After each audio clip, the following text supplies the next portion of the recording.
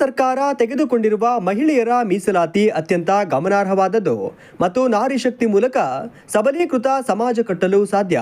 ಮಹಿಳಾ ರಾಜಕೀಯ ಸಬಲೀಕರಣದ ವಿಷಯವು ಸಮಾನತೆ ಅಥವಾ ಪ್ರಾತಿನಿಧ್ಯಕ್ಕೆ ಸೀಮಿತವಾಗಿಲ್ಲ ಎಂದು ಭಾರತೀಯ ಜನತಾ ಪಾರ್ಟಿ ಮಹಿಳಾ ಮೋರ್ಚಾ ರಾಜ್ಯ ಅಧ್ಯಕ್ಷರಾದ ಮಾಳವಿಕಾ ಅವರು ತಿಳಿಸಿದರು.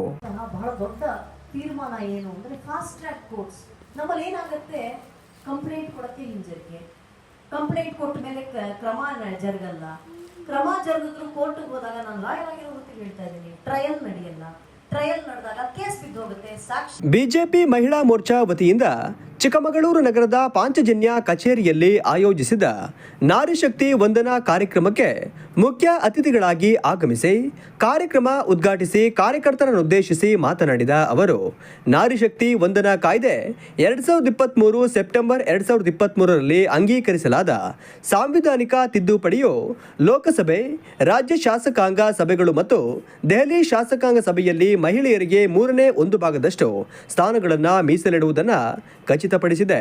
ಇದು ಭಾರತೀಯ ಮಹಿಳೆಯರಿಗೆ ಮಾತ್ರವಲ್ಲ, ಇಡೀ ರಾಷ್ಟ್ರಕ್ಕೆ ಒಂದು ಐತಿಹಾಸಿಕ ಮೈಲಿಗಲ್ಲು ಎಂದು ಹೇಳಿದರು.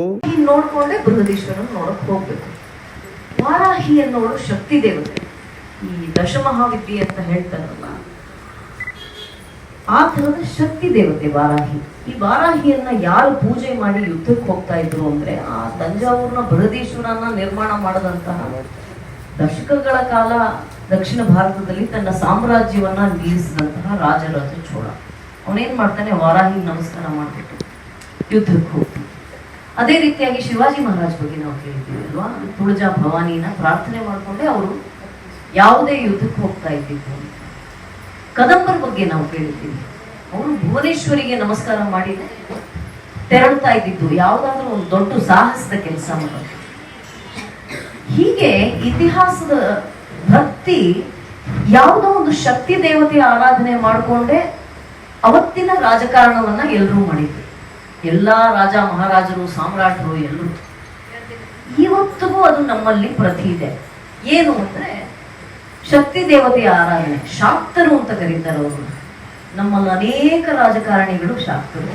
ನಮಗೆ ಗೊತ್ತಿರಬಹುದು, ಗೊತ್ತಿಲ್ಲದೇನೂ ಇರಬಹುದು. ಅವ್ರು ಯಾವ್ಯಾವ ದೇವಸ್ಥಾನಕ್ಕೆ ಹೋಗ್ತಾರೆ ಅಂತ ಗಮನಿಸಿ ನಿಮ್ಗೆ ಗೊತ್ತಾಗುತ್ತೆ. ನಮ್ಮ ರಾಜ್ಯದ ರಾಜಕಾರಣಿಗಳು ಸಮೇತವಾಗಿ ಹೇಳ್ತಾ ಇದ್ದೀನಿ. ಅಸ್ಸಾಮಲ್ಲಿ ಹೋಗಿ ನಿಂತಿರ್ತಾರೆ ಕಾಮಾಖ್ಯ ಹತ್ರ, ಹೌದಾ? ನೋಡಿರ್ತೀರಿ ಅಲ್ವಾ? ಬೆಂಗಳೂರಲ್ಲಿ ರಾಜರಾಜೇಶ್ವರಿ ಇದ್ದಾಳೆ, ಅವಳ ಹತ್ರ ಬರ್ತಾರೆ. ಮಧುರೈಯಲ್ಲಿ ಒಬ್ಳು ಮೀನಾಕ್ಷಿ ಇದ್ದಾಳೆ, ಅವಳನ್ನ ರಾಜಮಾತಂಗಿ ಅಂತ ಕರೀತಾರೆ, ದೊಡ್ಡ ಸಾಮ್ರಾಜ್ಞಿ ಅಂತ ಯಾಕೆ, ಅವಳ ಹತ್ರ ಹೋಗ್ತಾರೆ. ಹೀಗೆ ಎಲ್ಲ ರಾಜಕಾರಣಿಗಳು, ಪುರುಷ ರಾಜಕಾರಣಿಗಳು ಶಾಕ್ತೆಯರಾಗಿರ್ತಾರೆ, ಶಕ್ತಿ ಆರಾಧನೆ ಮಾಡ್ತಾರೆ. ಅವರು ಮೀಸಲಾತಿ ಯಾಕೆ ಕೊಟ್ಟಿಲ್ಲ ಅಂತ ಸಂಶಯ ಬಂತು ಅಲ್ವಾ? ಗುಡಿಯಲ್ಲಿರೋ ದೇವತೆ ಓಕೆ, ನಾವು ಒಂದ್ ಚೇರಲ್ಲಿ ಪಕ್ಕದಲ್ಲಿ ಕೂತ್ಕೊಂಡ್ರೆ ನಿಮ್ಗೆ ಸಮಸ್ಯೆನಾ ಅಂತ. ಹೀಗೆ ಬಿಜೆಪಿ ಜಿಲ್ಲಾಧ್ಯಕ್ಷರಾದ ದೇವರಾಜ್ ಶೆಟ್ಟಿ, ಮಹಿಳಾ ಮೋರ್ಚಾ ಜಿಲ್ಲಾಧ್ಯಕ್ಷರಾದ ಜಸಂತಾ ಅನಿಲ್ ಕುಮಾರ್ ಸೇರಿದಂತೆ ಕಾರ್ಯಕರ್ತರು ಪಾಲ್ಗೊಂಡಿದ್ದರು.